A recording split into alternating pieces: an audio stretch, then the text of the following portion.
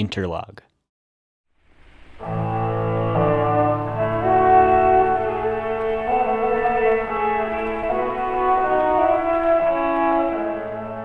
Have you ever tried to Shazam the wind?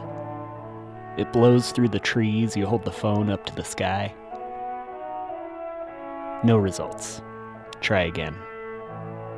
But I know I've heard this one before. It's the one the mountains play before a storm, whipping through the dormant aspens and willows, pushing around the pines, dripping sap onto the snow, still deep from last week.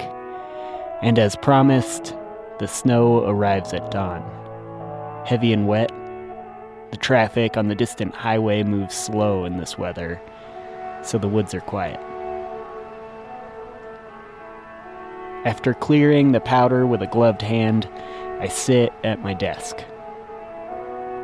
I'll give you a tour of the office.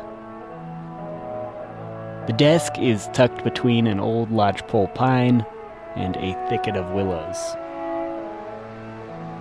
An aspen grove stands directly behind, and another about 100 yards ahead, and in between, an open meadow that right now sounds like this.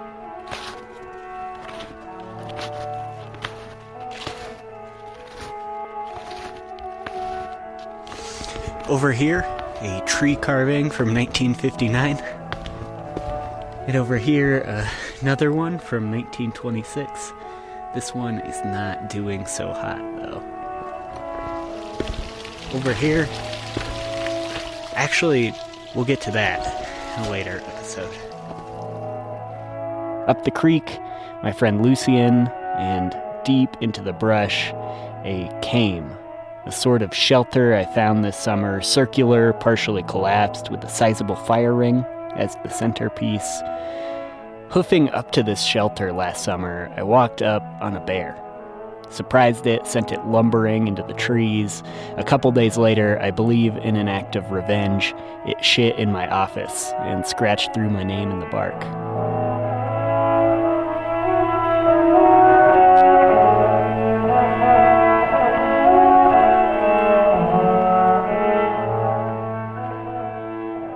I've been working here almost a year. Seen the snow melt and the corn lilies sprout and grow and wilt and dry out and collapse back into themselves.